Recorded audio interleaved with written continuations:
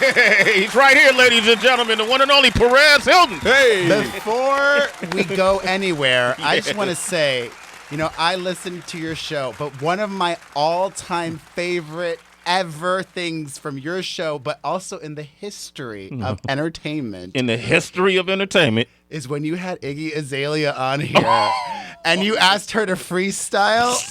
Iconic, timeless. If you are listening, you have not heard that one particular moment, go back, YouTube it, hear it again. At least a couple times a year, I go back and rewatch that, and it continues to bring me joy.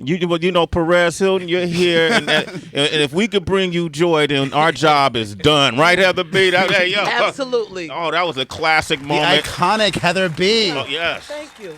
I follow you too. Wow. And what you do and everything. Wow. I'm Perez Hilton. I know everything. Yes, this is true. We'll meet Mike Muse right here. Hello. He's blowing all of us away right now. That's DB right there. How's it going? OQ over there. Hello. I like rolling deep. There it is, man. Look, so let's start this off right, man, just so you get some feel-good moments again. Yeah. Here's Iggy Azalea on Sway in the Morning. Sits in the valley. Said he trying to move on with life, but he still want to be a good daddy. So I sit in a ride because I don't want us overlapping. She spending money on Mac. That's cute. I get checks from them in Paris. Better check my tax bracket. What you think was going to happen? Nagging, now he's leaving. And y'all broke up like madmen. These exes excessively hating on the next bitch. She no housewife. There it is, man. I do want to say, though, that, I am rooting for her. Mm-hmm. Okay. Yeah. But what really surprised me was she almost gets more hate from her peer group than Azalea Banks. Azalea Banks gets a lot more leeway than Iggy Azalea. Why do you think that is? Well, because Iggy Azalea is white, blonde, and from Australia. Okay. And probably other things. I don't know. And probably not that talented. But who cares about talent? It's like she's a pop star who happens to there's this huge trend that's been going on for a few years of all these white boy rappers and Latino rappers, and they are rapping because most of them can't sing. Okay. So that's why they're rapping. Damn. Yo, that's what we doing. Although, I have an interesting question. I talked about this on my podcast. Yeah. I know that I cannot and I will not say the N-word. But I've observed this trend of a lot of non-black rappers that are Latino dropping the N-word.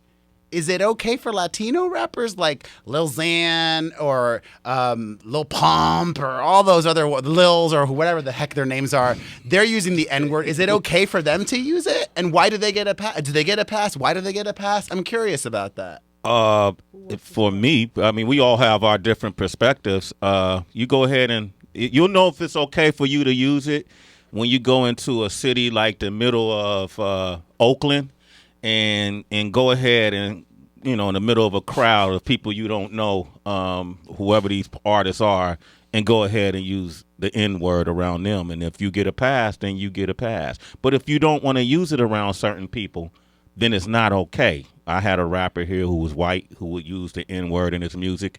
And when he came here, I said, hey, call me that. Say that now. He wasn't comfortable with saying it. I don't think I'm from the school I'm from, it ain't cool at all. I don't even let black folks call me nigga. Mike Muse, you want to add to that? Oh, yeah. Or we can just keep it moving. No, absolutely. I think it's also, too, very regional. I think for white individuals, it should be absolutely not. And then my comeback, Perez, to those is, why do you want to say it? And then they're dumbfounded because they can't answer that. But when it comes to Latinos, though, it's very regional. So I grew up in the Midwest from Michigan. And if you guys remember that controversy when J-Lo first came out and she started using the N-word. Back in the day. Backlash. And in the Midwest, we were like, why is she saying that? She shouldn't use that.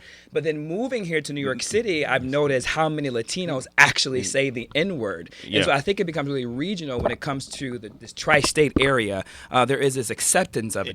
The acceptance, because when I moved to New York, I heard it, it was an abundance of nigga. I was like, what the hell? I thought we was in slavery days or something, but nobody got upset about it. What do you think, Heather? You grew up here. It's very regional, especially the Northeast. In the Bronx, forget about it. You hear it, my nigga. I'm like, who? It's shocking. shocking almost, but it's definitely, I would say Puerto Ricans were first for me to hear it, and then, it moves around. So I don't know what Little Pump is or Little Xan, but Puerto Ricans in the Bronx were the first. Now, Perez, you're of Cuban descent, right? 100%. 100% Cuban, right? Is it okay with you? I said I wouldn't. Oh, okay. Is it okay when people use it to you? If they want to, Yeah. sure. If you're using it as a term of endearment, sure. You okay with that? Or even if not, like, you call me whatever you want. I don't care. Yeah. Like, I like it when people say nice things about me, and I've been around 14 years now. When people don't say nice things about me, it rolls off everything so quickly. I don't retain anything negative. Yeah. Did you develop that though once you became a blogger? Because early on you were a very controversial blogger. I've always loved it, actually. Okay. I'm old school, or maybe not old school. I'm just Perez school. I would rather people talk shit about me than not talk about me at all.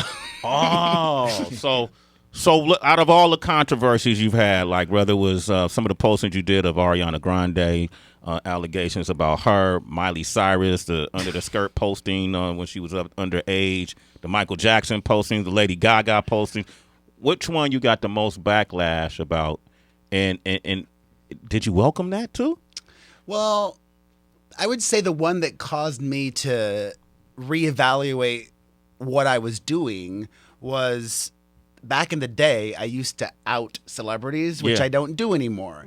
And the justification I used to tell myself for saying those things was, well, my friends and I talk about who's in the closet all the time, and I treat my readers like they're my friends, and I'm just talking to my friends who happen to be, a large group of people. But then in the fall of 2010, it actually started here in New York City. There was this gay teenager named Tyler Clementi. Yes. Who took his own life jumping off the George Washington Bridge. And then in the span of 3 months, there was like 15. It's never happened since, thank God. There was like 15 gay youths that committed suicide. And this journalist, Dan Savage, created this campaign called It Gets Better. And I was the first person of note or public figure to make an It Gets Better video. And the response that I got to that shook me to my core, because I always viewed what I was doing as entertainment, a muckraker, like shtick. Yeah. But some people couldn't see that, or I actually just deluded myself into thinking that's what it was. But, words matter and have consequences. And the response I got to that video was like, you're a hypocrite. You're a bully. How dare you make this video, when I thought I was trying to do something positive. So I'm like, well, damn, I need to change things. And listen, and then for a while, I went the total 180. And my motto was WWOD. What would Oprah do? Because I love Oprah. Yeah. Who doesn't? Aspire higher. But I almost got lost in that to a point of it not being authentic. And I think now I've found my center, which is, just even saying, oh, I don't like that song. Yeah. That's going to piss off a musician because they're sensitive. They're artists. I don't have to say, I don't have to give them stupid nicknames or say mean things, but just by saying I don't like a song, that's going to piss somebody off, and I'm okay with that. You're okay with that. It's my job to share That's my your job. opinion. Let me ask you this. DB and I were talking about this earlier. We had Alyssa Milano on the show. Love her. Yesterday, and we talked about a couple of things, even fat shaming, because the new series that they have on Netflix called Insatiable, because of the trailer, a lot of people felt like they were fat shaming based on what the story is about, a young girl who comes to, it's a girl who got bullied because she was overweight, and then she all of a sudden she wires her jaw shut and loses weight, becomes hot, and then she takes revenge on the people that were bullying her. And then we got into the Me Too movement, because from that tweet, she helped, even though she didn't create that hashtag, that tweet just kind of started this movement, the Me Too movement. And we talked about Terry Crews talking about the incidents that he's had as a man. We haven't heard a lot of folks who are gay come out and say that they've had a lot of experiences. A lot of celebrities. Have you heard of any gay celebrities that have talked about? The one that started everything for Kevin Spacey, Anthony Rapp, he very publicly spoke out about how, according to him, when Kevin Spacey made a move on him and he was just 14 or 15, something very young. Yeah. But no, I mean, there haven't been that many, except there's a ton of rumors of like this director likes young boys, but maybe he likes 18-year-olds, and there's nothing illegal about that. That's just, what he likes. I don't know. Yeah. So you think people, are they scared, or what do you think? I mean, because it has to be a lot of incidents in Hollywood of, harassment or or maybe they just don't. Maybe it's not as bad. I don't know. I mean, I've never experienced it. You never experienced it? No. All right, Perez Hilton is here. And that whole concept of shaming is so exhausting to me. Well, There's so much shaming these days. Fat shaming, mom shaming, slut shaming. It's like people on the internet, on social media, have an opinion. It's okay. You don't have to agree with it. Ignore it. Like, you don't have to respond to your mom shamers, Khloe Kardashian. Thank your mom shamers. I thank my shamers. I appreciate my shamers. It's like the people that I was talking about when I first started in 2004, they're not even around anymore. So I truly am just so blessed to still be here. Wow. And excited to be doing different things, like being in Vegas for Chippendales. Hosting Chippendales. Having a good gay old time. But what's great about it, what really excited me about it is I love Vegas. I've been going since 2004. And the Chippendales audience is my audience, predominantly female. And they're going there and they just want to have a good time. So I'm the hostess with the mostest, making sure these girls and guys, everybody is welcome. Yeah. And we've been getting more guys since I've been there, making sure that they're just at an 11 throughout. And that energy of these women losing their minds is so infectious. Who are the guys? Like, describe The dancers? No, the guys that are going to watch the male dancers. Well, like boyfriends that are supportive or husbands or a lot of gays recently, which is great. Okay. Yeah. And then what do you get? Do you get a thrill watching this all night? Like every day you get the... Yeah. Well, I live vicariously because through the women and their excitement because I have not had any action in way too long. Like how long? Since 2016. Since I was living in New York City. In New York City, I got action all the time. Now that I live in LA and everybody's in their car and you just have less contact with people or even the whole gay scene in LA sucks. Like what I love still. No. What I love about that wasn't I thought that was okay. No. What I love about New York City is thought that was a pun. What I love about New York City is that the gay scene, and actually all of New York City, it's so mixed. Like young and old, whereas in LA it's all catered and feels very exclusive to just younger gays. So if you're 40 and above, which I'm 40 now, it's like, do you really want to go to that lame club with the go-go boys and they're all doing drugs? And not that there's anything wrong with that. I don't care, but I'm old. I got 3 kids. I wake up early. Yeah. You haven't been in a relationship since 2016? No. That's not something I had sex. I haven't been in a relationship since 2010. Oh, damn. Tears. Exactly. Thank you. Tears. But that's okay. I was reading the new issue of Vanity Fair with Michelle Williams on the cover, the one that was with Heath Ledger. Yeah. And she says that she got married recently and it was a secret and she revealed that on Vanity Fair and that she doesn't really or has never talked about her relationships, that this guy was worth it. And the one thing that I literally started crying reading it. She's like, what I would tell people is don't settle. And I'm like, I needed to hear that. Because, for me, I grew up with my mom and dad as my role models. And they not only did they never fight, they never fought. But my mom and dad worshipped each other. It's like a next level type of love. Like my dad passed away when I was 15. And my mom would say this to anybody. My mom, which is kind of messed up, my mom loved and loves my dad more than my sister and me. But I think that's kind of awesome. I don't know. They worshipped each other. So I'm also not dumb. I'm not looking for perfection, but I just want awesomeness. And I am awesome and I expect that. Yeah. Were you able to, did you come out before your dad passed? I was just 15 and I grew up in Miami in the 90s in a Latino household in a Cuban religious Catholic household. And I went to an all-boy school. So we didn't do that back in the 90s. You couldn't come out back in the 90s. Did you? But it's still really hard in minority communities and religious communities. It's still hard. We in LA and New York maybe don't feel that, but in other parts of the country and the world, it's still really hard to be gay. Still hard to be gay. All right. That wasn't another pun, though, right? I'm just curious because when you were talking about you didn't understand the power of like words and your platform that you had. Because I remember when Perez came out, way before Twitter, before Instagram, and you built that platform knowing that even with the little doodles you were doing on pictures that you were posting and things like that. Now we see people building careers on Instagram, YouTube, and things like that, making millions of dollars.